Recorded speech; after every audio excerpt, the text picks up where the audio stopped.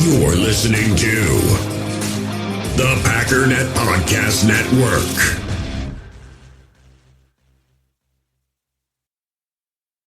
You ready? Showtime. On May 3rd, summer starts with The Fall Guy. Let's do it later. Let's drink a spicy margarita. Make some bad decisions. Yes! Audiences are falling in love with the most entertaining film of the year. Fall Guy. Fall Guy? Fall guy. That's what the poster said. See Ryan Gosling and Emily Blunt in the movie critics say exists to make you happy. Trying to make it out? Nope. Because I don't either. It's not what I'm into right now. What are you into? Talking. Yeah. The Fall Guy. Only in theaters May 3rd. Rated PG-13.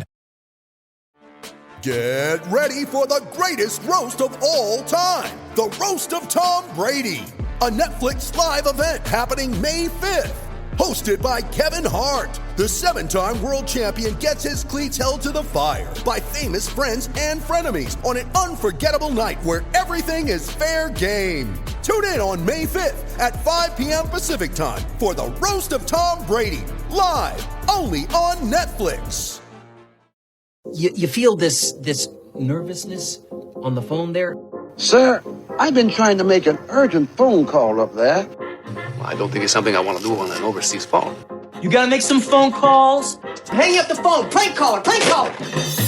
Ladies and gentlemen, welcome to Packernet After Dark. This is the call-in show of the Packernet Podcast Network. If you'd like to call in, if you'd like to participate in the show, please feel free to do so. Stupid yawning. The phone number here is 608-501-0718. New callers go directly to the front of the line. We don't have any new callers today. And if you're curious about the Fogo competition, it looks like we have a 3-way tie, so we may have to figure out exactly how to rectify that situation. So I'm sorry to say I don't have an answer at this exact moment. It's very late. We'll figure it out tomorrow. But I figure since we missed some of the Packernet After Dark stuff, we'll go through it. Obviously, we're going to have some day 1, day 2, day 3 lag here, but that's all right. We'll get some live reactions to the mock as it happens, etc., etc., etc.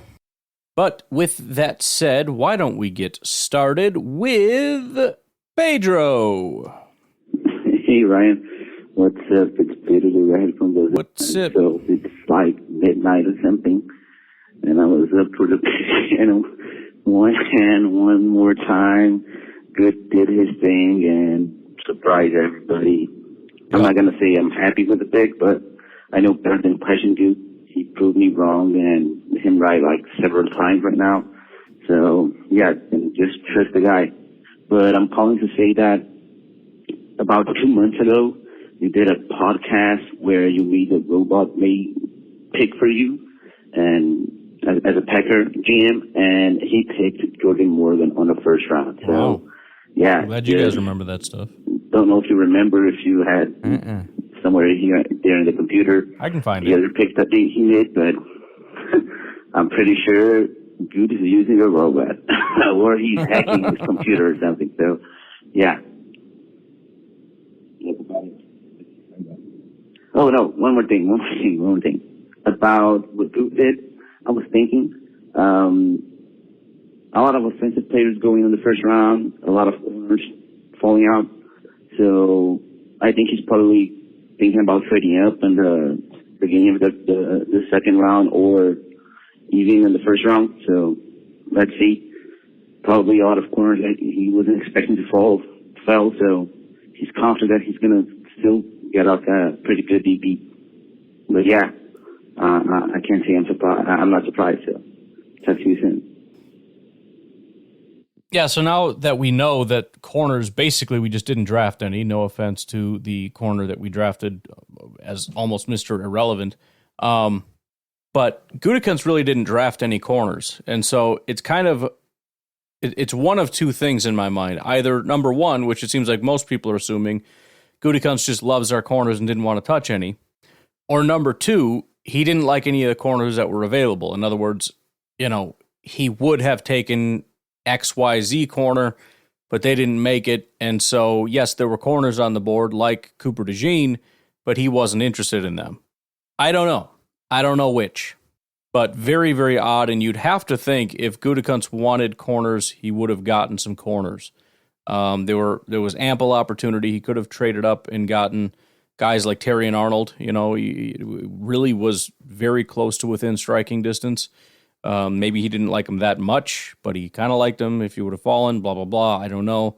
But at the end of the day, I genuinely believe if there was any amount of panic, we would have come away with multiple corners and not just the last pick of the last round. That would not have happened if there was panic. So I think there's some level of comfort there. Not to say they love the situation, but some level of comfort. On top of that, we got to consider the possibility that they're strongly considering Bullard as a slot corner.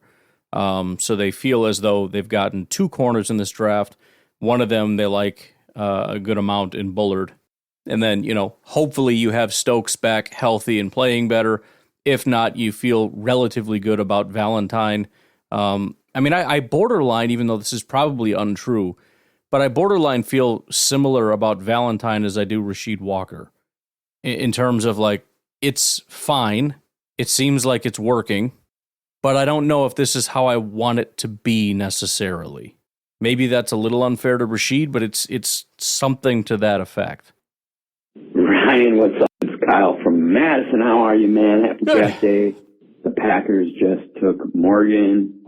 I'm not 100% sure they're done for the day. They might. They probably are. But it's still possible. There's a lot of guys. I wouldn't be shocked if they traded in around 30 or something and grab somebody else. Your boy Kyle nailed that one on our Brazilian steakhouse contest, so we got a long way to go, but I did get Morgan. I thought they were going to trade down, though. I thought it was going to be trade down from 25 to 30, pick up a second or third, something I don't know, a couple picks and then take them there, but I was just listening to Belichick on McAfee, though, and he was just saying, there's no way that Morgan was getting out of the first. And so if you like him, just take him there. That's a good pick. He liked the pick, too. So, when I decided that's who I thought they were going to take, I don't know that was my favorite pick, but it just seems like totally what they're going to do. It was a little shock to the system, though, having Arnold and Mitchell that close. Frickin' Detroit. I wonder, though, if Detroit hadn't taken Arnold, would we have taken him? We'd probably still take Morgan. But right, I agree. Anyway, exciting. Hopefully I can... See, I made a mistake of telling my wife about the contest that we're having, so now, she's expecting that I win this thing, so maybe I need to call Gutekunst and give him my list. Just let him know, how much skin I got in the game here, but... I love them. I really do like the Morgan pick, though. I love that he's really quite a balanced run. He's better at pass protection, but he is quite a good run blocker. And I thought his highlights were really fun, and I'm going to watch him again tonight. So left tackle competition is on. There's still a ton of great players, though. There's going to be. I would love to see us trade into that first 5 picks in the second. There's going to be a ton of players available there. Maybe back into the first year. We'll see. Anyway, talk to you. And again, the real surprise is just the overall lack of interest. I genuinely thought it was just going to go boom, boom. Kool-Aid's gone, Jerzon's gone, Cooper's gone, 1, 2, 3. And it kind of took a little bit. And again, the Packers traded back. They're just, screw it. I'm not interested. It is interesting hearing, not that Brian Gutekunst would say anything bad, but, just talking about Cooper DeJean and just kind of glowing about, how good he is, and obviously he would have taken him at some point, but he just wasn't really interested at that point. And it's probably one of those things where Cooper was maybe on the same tier as, for example, Edgerrin Cooper, who we took, and maybe a few other people, and that's why they traded back. And if it had gone Edgerrin and then somebody else and then whoever, then we would have taken Cooper. But he was, in other words, at best, he was in that pile with Edgerrin Cooper. I can't imagine he'd be in a lower tier, but maybe. I don't know. But that's just kind of how it fell. We did it last year, and it worked out perfectly, right? That was with Jaden Reed. Jaden Reed was in a pile. And so Goot's like, well, we got a big pile here. Let's go ahead and trade back and see who falls to us, because they're all kind of on a similar tier. And Jaden was the one left, and they ended up taking him. And it sounds like it was almost that way with Jordan Morgan also. Gutekunst was talking about how they had considered trading back there. They must have had a pile of guys that they liked. And to be completely fair, it's not impossible that Jordan Morgan, Cooper DeJean, and Edgerrin Cooper were on the same tier. It would be unlikely, but it is possible. And that's just kind of how it fell.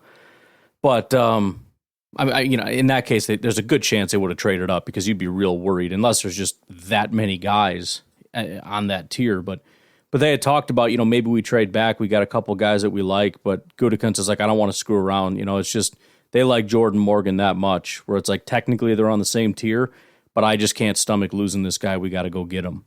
So, and I love to hear that too, because it kind of flies in the face of some of, not only some of the narrative, but some of just the internal fears that all of us have about, maybe this is just what was left over. Maybe this is just, aw shucks, they took Terry and Arnold. Let's just throw something at the wall here. It's like, plus it's a first round pick. They love the guys that they picked in the 5th round. You think they don't like Jordan Morgan? I mean, come on. They love Jordan Morgan. He very obviously was one of their top prospects. That's why he was their first pick. Top 25 at least. So, yeah, it seems to me as though, again, not that they didn't necessarily like the corners, but just that maybe they weren't a notch above the other guys, kind of like we thought. In other words, Cooper was actually probably below, in other words, more of a second round type. And then, maybe Terry and Arnold was kind of on that same tier, maybe a tier above, possibly. Again, he got sniped, but you got Terry and Arnold and some of these other guys kind of on a similar tier. So, in other words, maybe we just slightly overrated the corners compared to where Gutekunst had them. And not just Gutekunst. Again, they all fell. Quinion fell. Arnold fell. Kool-Aid fell. Cooper fell. So we absolutely overrated the corners. That's sort of the bottom line here. Hey, Ryan. Daniel from California. Hey. Yeah, I called it with the direction, right? Because I said the Andre Dillard signing is a telegraph, right? So they're going to set the floor with somebody that's like a DC level guy as like, all right, well, this is our stopgap. In case the guy we want, the high upside developmental guy, if he can't contribute, we got the guy that could be the stopgap, right? So really happy with Jordan Morgan, but it's just one of those things that sometimes it's hard to get excited about a Packer first round pick. Right. I'm excited. I like the guy. He's a good character guy. Really. Yeah, it's hard to kind of, again, I think for most of us, there's a process of kind of, how do you phrase it? Decoupling from the game that we play. Because there's nothing at all wrong with, if we just forget everything we know about these names and these prospects, and you look at the athleticism, you look at the versatility, you look at the positional value, you look at everything else, this is a fantastic pick. None of us ever had an issue with drafting like Fashanu if he was there, right? I'm not saying he's as good as Fashanu. I'm just saying we would all been very excited about that. So it's just because we didn't really talk about this guy. Had we done it, had we really over the last, I'd say, week or 2 weeks or whatever, like, who would be a great pick? And we go over the film and we start talking, we would have been jacked about the pick. So there's kind of a process of like, okay, that's not a super familiar name. I know the name, but not somebody we talk about a lot. Certainly not, mocked a lot or any of that kind of stuff. Occasionally, obviously, but not a ton. But let's take a step back. Let's assess what just happened, right? And let's because the other thing that we do is, because I don't have this strong association with this pick, that means the player must not be very good. Right, he's a quote-unquote reach, which is so absurd because by most metrics, it was a reach by about 5 picks or something. Just the most insane thing in the world to be upset about. When the margin of error has got to be like 15 picks, at least. Especially that early. Later, it probably widens quite a bit. It could be up to 100 picks. But I think that, and that's why most of us, we go through the process of, sleeping on it. There's that initial crushing disappointment of, oh, that's not the name I wanted to hear. And then some of us, you pump the brakes immediately, like before you spiral. Some people can't do that. They just spiral. They just let it happen, man. They're just riding the roller coaster. They throw their hands up and they just let the emotional roller coaster take over. For most of us, though, we've been through that. We've looked like idiots screaming and crying about picks that end up being great. And we realize, okay, there's a disconnect between reality and what I've been doing these last couple weeks and months. So pump the brakes, slow down, talk it through, walk it through, talk to other Packer fans, think it through, and you end up on pretty solid ground. He's really athletic and just fits the standard Packer profile. Basically the left guard or left tackle version of Brian Bulaga, right? So if they see where he ends up, we won't know until training camp, but figure it out. The more important thing about this draft class this first round, is it shows a commitment to long-term success within the NFC North.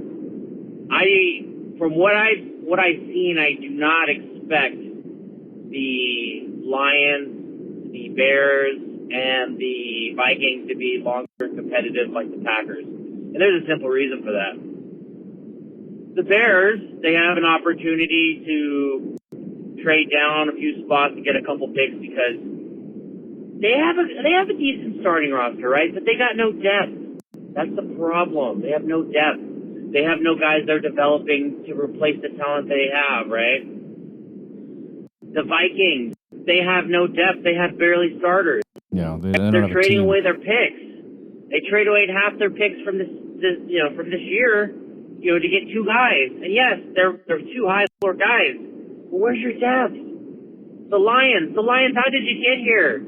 You got picks for Stafford and you developed your team. You built this amazing roster that has lots of depth everywhere and you really filled all your holes. And yes, free agency, the draft the last few years, you've done this, so you're trying to get over the hump. You're trying to get your Super Bowl. But you're trading away your picks. That's not long-term success.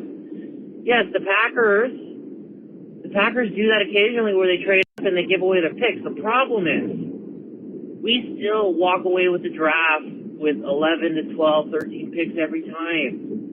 We're not trading away stuff and then we're not trading away and just not replacing. We're trading later, trading down to replenish, right? So I don't know. Long-term success, Packers win. Go Pack, go. Well, I love trash in the NFC North. Obviously, the Packers are on a great track. I mean, Detroit has got a football team. It may not be as promising on the long-term track as far as the ceiling, because the Packers' ceiling is stupid right now. The fact that they were knocking on the door of the Super Bowl in like their first little practice run is pretty ridiculous. But the Lions have a good football team, and I think they were missing a lot. So they also have quite a bit of room to grow. I plan on talking unbelievable amounts of crap about the Chicago Bears. But if I may very briefly, just say the obvious, if Caleb and Odunze and Keenan Allen and that crew can frickin' just be what Bears fans are just assuming is going to happen, it's going to be a scary football team. They're still missing a lot of pieces. I don't think they're a Super Bowl caliber team. Look at C.J. Stroud. He was one of the better quarterbacks in football as a rookie, and they didn't go to the Super Bowl, right? It's a very difficult thing that requires really good coaching, really good play calling, really good offense and defense, really good. I mean, you've got to have all your crap together if you want to make it to that level. But, could they possibly be the best team in the North? It'd be really tough, even if Caleb and Odunze pan out, which, Odunze is... whatever. It's going to be very hard for him to step in year one and be the top guy. Maybe number two, but even that is going to be extremely hard. I guess it kind of comes down to what Caleb, who he wants to throw to, but, they still don't really have a great offensive line. They don't really have stud running backs. Their tight end is okay. Their defense is missing a ton. They have one pass rusher, and he's not even a premier pass rusher. He's just a pretty good pass rusher. Defensive line needs a ton of help, et cetera, right? Linebackers, we'll see. They lost a safety, added a safety. Their top corner is going to see regression, whether they want to acknowledge that or not. But there's a chance they could be kind of something. But you're right in the sense that best case scenario, they figured out like one thing, because wide receiver is already okay. So they got quarterback. Wide receiver was already okay. The tackle the GM already said is not going to start, and then they got a freaking punter. Congratulations. But I guess the bottom line is that doesn't mean it's time to rest on your laurels. It's going to be a dogfight. And, if the Packers are going to be on top, they got to really work and really grind. And we're going to need help from these last several draft classes. We're going to need to see growth. We need to see Wyatt take a step. We need to see Quay take a step. We got to see these second-year guys at the very least maintain, if not also, again, take a step. And then this class. The Packers like to draft mostly to develop. In other words, they don't mind sort of redshirt, and even if you're starting, we understand it's going to take some time. But if we're talking Super Bowl, it would be really great to see Jordan Morgan step up as an offensive lineman. Edger and Cooper would make a big difference. The safeties, that's make or break. We've got, half of our new pieces this year are safeties. Not literally, but probably half of our defensive pieces that are new. When you include Xavier McKinney, Javon Bullard, Ketan Oladapo, is it Williams? Got 4 new safeties, dude. That's a big deal. And it makes a big difference whether or not that's just a giant swing and a miss or we got some real stud safeties / slot corner, however that pans out. But anyways, why don't we take a break? We'll come back and we'll hear a little bit more from Pedro, the redhead from Brazil. We all have smartphones, and we all know they're pretty amazing, but they also can be amazingly distracting, especially when we're around other people. So US Cellular wants us to reset our relationship with our phones by putting down our phones for $5. That's right, a company that sells phones wants us to put down our phones. And to see what we find, learn more at uscellular.com/built-for-us. Hey there! Did you know Baker's always gives you savings and rewards on top of our lower-than-low prices? And when you download the Baker's app, you'll enjoy over $500 in savings every week with digital coupons. And don't forget fuel points to help you save up to $1 per gallon at the pump. Want to save even more? With a Boost membership, you'll get double fuel points and free delivery. So shop and save big at Baker's today. Baker's, fresh for everyone. Savings may vary by state. Restrictions apply. See site for details. Have you ever experienced turbulence on a flight and wondered why? And you can see all the terrain around you. You've got no issue with visibility or anything? No, everything's peachy. Maybe you've sat on the tarmac for hours wondering why your plane isn't moving. Well, we're outside here. They're saying the ramp is closed. They won't let us park because of Air Force One. Listen in on the conversations between pilots and air traffic controllers on the Air Traffic Out of Control podcast. 512 Whiskey declaring an emergency. There's smoke in the cabin. I need to make a landing right now on 31 left. We have the most interesting, wild, and funny ATC recordings you will ever hear. Check out Air Traffic Out of Control wherever you listen to your favorite podcasts.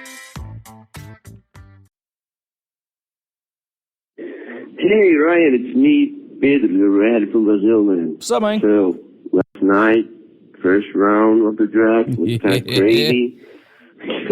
We all knew what was coming. We all knew we will get surprised by Good. Yep. And to be honest, I was higher on Barton than Morgan, so yeah. Yeah. But that pick tells me that... I think, there's an interesting clip. I'll try to remember to play it in the coming days. But PFF was kind of going over and reviewing it, and one of the guys said almost exactly what you're saying. I liked Barton. I didn't really whatever. And then the other guy said, well, Morgan is the better true tackle. And the other guy's like, well, definitely. Yeah, for sure.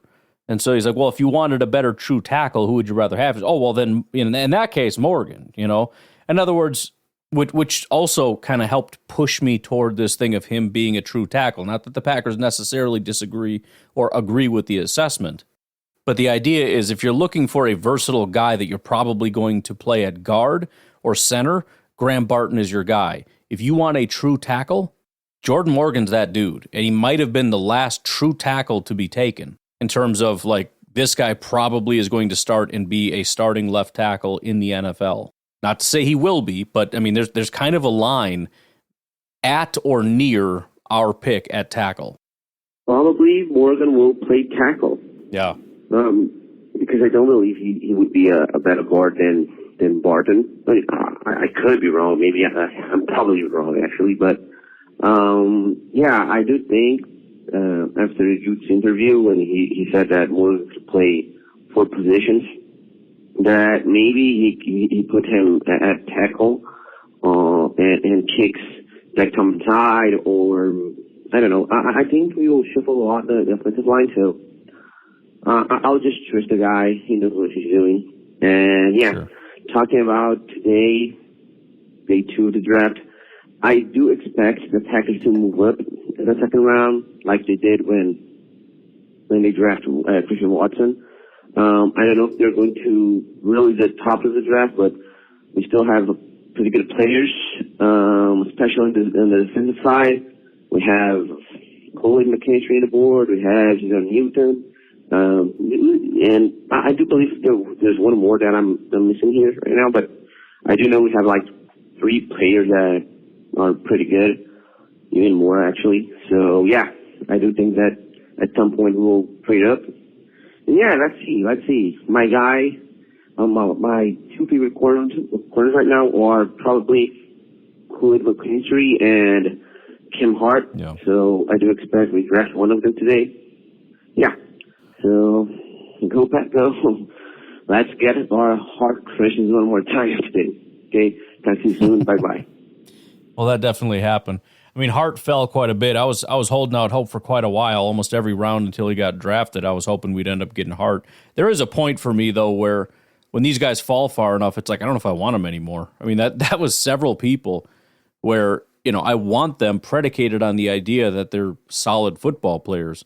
And then you get into the 6th round, the 7th round, and it's like, I mean, I want them, but I mean, kind of. I don't know. Like, do I want them? No idea anymore. But yeah, I again with the corners, man, it was a very weird thing. I think we were all kind of sitting and waiting for it, and it just didn't happen. A lot of people popped up really upset about not getting a wide receiver, which I don't fully understand. Not that I was, completely opposed to it. I certainly would have been okay with several wide receivers, but I don't understand having really not touched wide receiver coming in saying this is some kind of a travesty. I mean, I'm pretty sure Watson, Romeo, Jaden Reed, Bo Melton, Dontavian Wicks, Samori Toure, Grant DeBose, Malik Heath are all still on the team. So I think that's enough. But I guess, we'll probably get an undrafted free agent that's a wide receiver that can come in and get cut. So maybe that will satisfy some people. I'm not really sure. And how the heck are you? I'm good. I'm, that's Nico. Hey, Nico. At work before all the other dum-dums opening up shop. So, listened to y'all last night. It was good. I was driving around, so I couldn't really comment, but it was pretty fun listening to y'all. I'm okay with the guy we got. I mean, I was thinking the only reason why I know the names that I do is because I listen to draft podcasts and hear everybody talk about Rome Dooms and all these Tyler Guytons, and I only know those names because I hear them talk about a lot. And no one talked about the guy that we got that I remember. But when kind of like every Packer pick, when you hear about it, like, oh, I like this guy. He looks like he can pass block and run block. Yes, I am on record as saying I want bulldozers up front. Mm-hmm. And I know that everyone is all analytical and there's studies to prove that you have to pass the ball. I get it. But if you can run the freaking ball, especially in the second half, it's demoralizing. If you get 4 or 5 yards to carry, there's nothing you can do.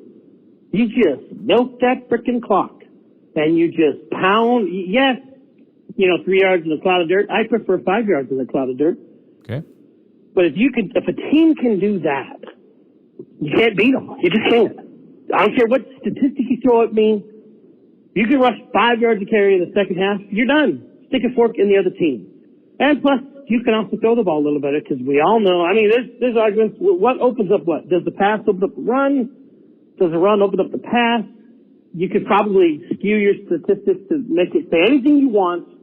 But if you're just shoving the ball down the defense's throat, it is utterly demoralizing, and that's what we need to do. And then, Jordan Love and Chris Watson can just pop out a 65-yarder if he wants to. I'm okay with that. So It's going to be very interesting to see what we do in the next couple days when we have the meat of our picks. I'll tell you what, watching the rest of the NFC North kind of forego their entire future to do stuff this year, kind of funny. It just shows you how desperate they are because they're so afraid of us.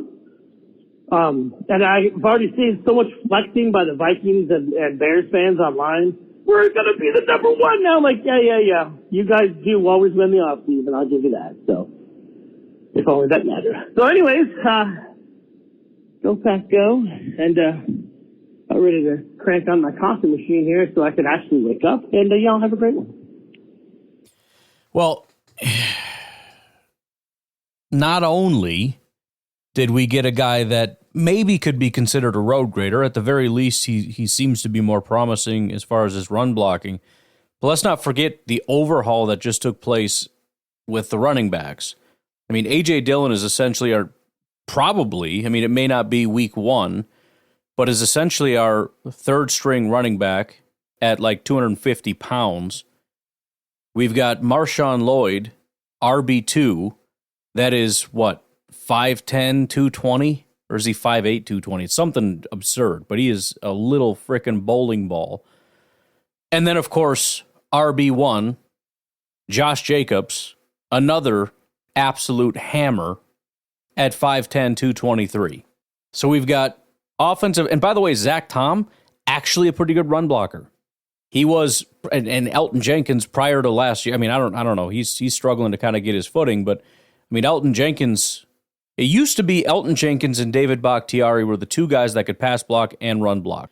Then Bakhtiari went and got hurt. Elton Jenkins got hurt and just hasn't really been himself fully. Then we go get Zach Tom. He can pass block and run block. I mean, if we can get Elton Jenkins back and running, and we get a left tackle that can do it, we've got 3 out of 5. And then we have 3 absolute freaking hammers at running back, just smashing into the defense over and over and over again. I'm excited to see it. I'm excited to see it in December and January, watching these guys just wear down defenses, just cracking into people over and over again. Seeing in the third quarter, watching them start to slip tackles as these guys start to get tired out. That's what I'm excited about. Why don't we take our final break? We will be right back, and we will hear from Jersey Mike. Hey, Ryan, it's Jersey Mike. So, it's about 128, day 2. Draft's coming up in a little bit, second, third round. Do we get the 4th round today? I don't think we do. Anyway, but when I'm thinking about Jordan Morgan, I'm watching, and so far, he has beat up Latu. I'm looking at the Washington game. He's essentially erased Braylon Trice. There is one sack Trice gets, but I don't know if it's a bad rep for Morgan or a bad rep for the QB, because it looks like Morgan like gets pushed back by Trice. Trice is a good pass rusher. Me and you were high on him, really high on him. Yeah. I fell off on him. I don't know how you feel about him, but Trice is a good pass rusher, and I mean, he pushes Morgan back, I'd say 3 feet. It almost gets to the point where I think he's in the lap of the QB, but right before that happens, Morgan anchors, and he plants pretty hard, but his dumb QB steps up into the pocket, basically allowing Trice to get past Morgan inside of him to then sack him. Or if the QB would have just stayed behind Morgan where he was and kind of went around the pocket, outside the pocket, instead of climbing up into the pocket, man, that would have been a perfectly good rep right there. It would have been maybe a pressure, but again, Jordan Morgan's holding up against the best of the best. And I'm listening to the Paul Farrington show. He was talking about, Dallas Turner's going to eat up on Jordan Morgan. I'm sorry. I was high on Morgan before this. I think he was one of the better tackles coming out. And just now that I'm going back and rewatching some of the film against some of these best pass rushers, which is what I watched originally, I mean, it solidifies my point. And I'm kind of in agreement with Belichick And some other guys here saying that he is primarily a left tackle. What does that mean for Rasheed Walker? Is Rasheed Walker a guy who can flip? What position will he flip to? Also, it's really nice to hear Jordan Morgan talking about how much he models his game off of David Bakhtiari. That's insanity. Anyway, go Pack, go. Let's see what we get. Yeah, I mean, it's certainly not perfect. I think the bright spot is, I mean, it's not great to see him get beat by somebody like Braylon Trice. I think the consensus that I heard about things like that is that was more of a coaching point as opposed to he's not physically able to do it. And obviously the Packers would agree with that or they wouldn't draft him. But what it does potentially point to is it's going to take some time. Not to say he's going to be so useless he won't be able to play, but he's not going to be a finished product day one. So, there's going to be a little bit of potential growing pains and whatnot. Hopefully he's a fast learner. We can get him out there and just ready to rock and roll. But it sounds like there's some fine-tuning that needs to be done, and there really isn't a lot of time, for them to physically get their hands on this guy and teach him stuff before week one, when no doubt he'll be out there playing. So we'll see how it goes. I think the best thing we could probably do is just put him across from Rashawn Gary and Preston Smith and the rest of the gang and, trial by fire this guy. This is Aaron. You're probably getting like a million calls right now, so I'm going to try to make this short and sweet as possible. So once we drafted, seeing all the corners fall, I didn't know what we were going to do. I figured Boot would do something to blow people away, and he did, and he drafted Jordan Morgan. I didn't know who he was at first, so I was like, oh, cool, Jordan Morgan. If Boot likes him over all these other corners that we think are great, cool. I like that. I like that Boot's thinking outside of the box. But what I'm calling about is that in this, it really seems like what a lot of, like, what the other NFC North teams are trying to do is, like, I don't want to have this complex of, oh, they're just trying to beat us, but how everything's falling, the trades that the Lions made, what the Vikings are doing to try to just trade away all their picks and whatever, it kind of seems like they're just trying to beat us and get up and make sure that beating the Packers is a priority. And I could be very wrong about that, and I probably am. So, but whatever. But in Goot's presser, he's like, someone asked him along the lines of like, hey, do you see all these other NFC North teams trading up to pick whatever these guys, and do you take that into account when you're looking to see who you draft so you can beat them or whatever? And then Goot's just like, no, I'm just trying to focus on making the best team that I possibly can. It doesn't matter what these other teams are doing. Like, I just want to make a good team. And the fact that to make the team better, Boot was completely chill, let all the other teams do whatever they were going to do, and he's just sitting there like, you know what? Jordan Morgan is my guy. Like, that's what it comes back to, like, what Ted Thompson said. I want the player. I mean, we didn't trade up, like, but at the same time, it's just, he wanted Jordan Morgan. Jordan Morgan was the dude, and it seemed like he was the dude from the very beginning that the Packers were settled on. And so it's like seeing all these corners and everyone fall, it makes me so much more excited that Boot knows what the flip he is doing, and us as fans, we don't. Because guess what? We all wanted Cooper DeJean, and guess where he is? Still at the second round. Not picked. There you go. But anyways, it's just like, fans are going to lose their mind. Like, fans are going to fan, and it's just kind of annoying sometimes because it's like, he's our new player. Jordan Morgan is our new player, and I get it. He's not exactly who you want. Support him. Be thankful that you have a guy, right? Instead of going out on social media and trying to hate him, because what kind of look does that give? You didn't get the guy that you wanted. So flippin' what, dude? Like, support Jordan Morgan. I'm not talking to you, Ryan, but he called back about 10 minutes later. Let's see if this is a continuation or not. Brian, giving a quick call back because I know there's one little quick thought that I had. So this first round was really, really weird, in case you hadn't noticed. And there was a lot of, like, this is why I don't go on Twitter stuff. But anyways, if you, like, a lot of people would post their mocks that were not even close to as crazy as this one was. And people would get ridiculed and trolled and brutally, like, attacked on social media because they're like, oh, you idiot, that draft would never happen. And so it got me thinking, if someone took flash forward today, but like took it to like a week ago, and posted this draft, that real draft that actually happened, and posted it as a mock draft, they would have probably got lit up to no end. And it just goes to show that nobody knows a flipping thing. We really don't. Everybody's board's different. Some GMs are smarter than others. Some GMs are not. Some teams are more desperate than others. Some teams aren't. And you literally, until the draft happens, nobody ever knows. And that's why it's just like people need to calm down and be like, just accept mock draft or whatever for what it is. And I don't know.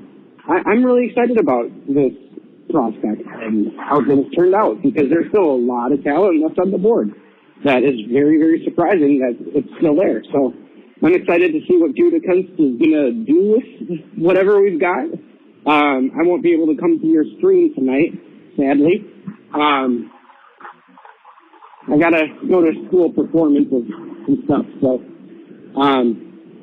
yeah. Anyways, good luck in round 2. Have fun on the screen tonight. I'll catch y'all on the flippity flip.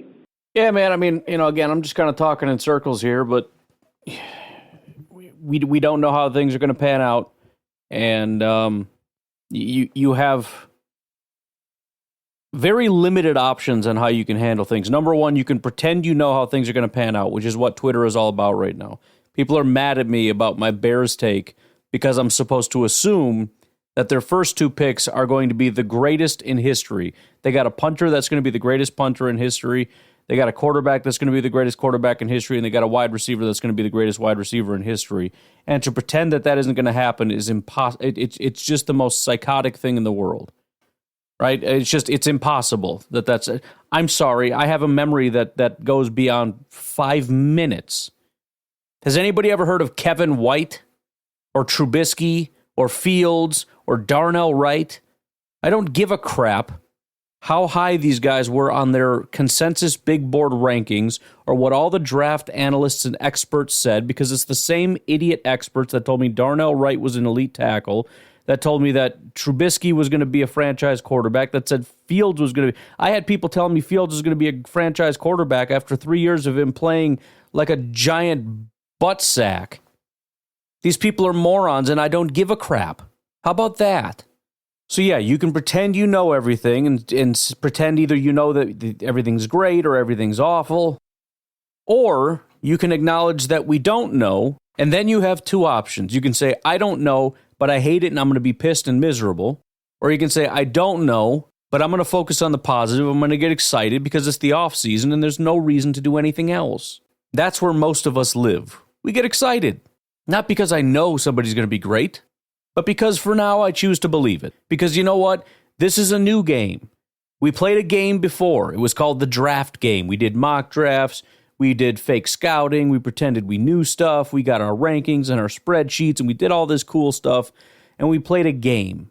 And then when the draft starts, that game stops. Most of us forget that the game stops, but in reality, the game stops. And there's a new reality that takes place, and that is actual, real physical football teams with actual, real physical human beings that do this for a living draft actual, real human beings, not robots on the PFF, mock draft simulator. And these real, live human beings go to, meet the teams and practice and learn and grow and do all that kind of stuff. And at that point, we play a new game. And the new game is we envision this great utopia where we take all of last year's players and we assume that everybody that left was a bum and dead weight, and everybody that we added is going to make our team so much better, and all of our players are going to get another year better, and all the new coaches are going to make everybody better, and all the new draft picks are going to make everybody better, and then we're going to win the Super Bowl. And we talk about that for the entire offseason. And then that game ends when the regular season starts, when real physical human beings play real physical human being football that has scores. And those scores are absolute. They're not hypothetical. They're not theoretical. When one score is higher than the other, that team wins. That's more or less how this all works. And there's way too many people who take these fun little games that we play, and they take them too seriously, and they believe that we actually know what's going on. And we're going to tell everybody that we know what's going on, and we know which players are going to be great and which players are going to be busts. And now I have to sit here and listen to Packer fans yell at me that you know Caleb is going to be great, and you know Roma Dunzia is going to be great, and if you weren't an idiot, you would know that punter was going to be great. And by the way, Packer fans are also telling me that you know that Jordan Morgan was a terrible pick, and you know that he was a reach. I'm just so sick of these complete insufferable scumbags. I don't know any of that, and neither do you. And it took me 5 seconds to think of examples where you're wrong. It happens every year. It happens all the time. You need an example of a time when the Packers drafted somebody that wasn't who you wanted and it ended up working out. That's not hard to do. And if you can't think of an example, that's sad. You want me to think of a time when the Bears drafted really high and I was told that this was going to be a great pick and then it wasn't? Oh, I don't know. That's pretty much everybody ever that they've drafted in history. I got Bill Belichick on TV watching game film of this generational talent, the greatest quarterback that has ever come out of college football, which isn't even close to being true, but we suddenly have to pretend that it is. And he's ripping the guy apart about having terrible footwork and terrible fundamentals, and he holds onto the ball too long, and he doesn't process or see the field very well, and all this stuff. But yeah, I got to sit here and pretend that I know that everything's... Just shut up, dude. I don't have to pretend nothing. I can pretend whatever I want to pretend. I can pretend the Packers are going to be great and the Bears are going to be bad. And you're going to sit there and say, well, then you don't know ball? It's funny because I'm not even really being serious. I don't know what's going to happen. I'm just pretending, but at least I know I'm pretending. You're arguing with me because you're saying that I don't know ball if I don't agree that the Bears are amazing and the Packers were stupid? And you actually believe this. That's shocking. This isn't a ball-knowing thing.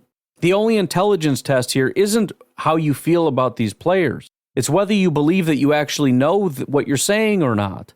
If you think you know with certainty what you're saying, you failed the intelligence test. You lose. Sorry, you stay back a grade. See you next year at the draft. Because guess what? We might have a 7th-round pick that ends up better than a 2nd-round pick. That's not impossible. In fact, it's happened. You could argue we have one, with Rasheed Walker looking better than Josh Myers, for example. And maybe Oladapo is better than Bullard. And maybe McDuffie's going to be better than Edgerrin Cooper. I don't know what's going to happen. Maybe Xavier McKinney's going to be a pile of dog crap. I don't know. But if one more person tells me that the level of my ball-knowing intelligence comes down to whether or not I will agree with this opinion that's been force-fed to you by the people on the TV that tell you what you want to believe, I don't know how much more of that I can handle. Anyways, I'm going to go. You all have a great rest of your day. I will talk to you tomorrow. Have a good one. Goodbye. Through the whispers of the cheesehead crowd, in a basement like the air was proud, a hum, a strum, an unseen stage, a little cricket became the rage. Each time the Packers would speak of the game, that cricket would chirp, seeking its face. And the listeners sighed and paused to hear as the chirping filled the space. Cricket, where are you? Whispering through the sacred place. Cricket, where are you? Your song cuts through the Green Bay fray.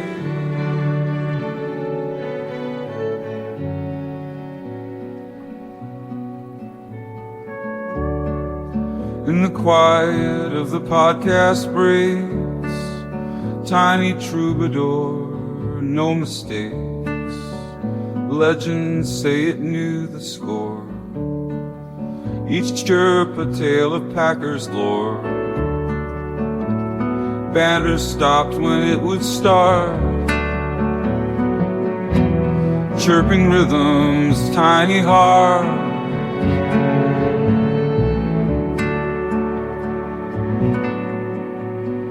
Cricket, where are you? Echoing past the field of dreams. Cricket, where are you? In every win and loss it seems. Through the lore of green and gold, this tiny singer, brave and bold, keeps chirping on, both young and old, a guardian of stories told.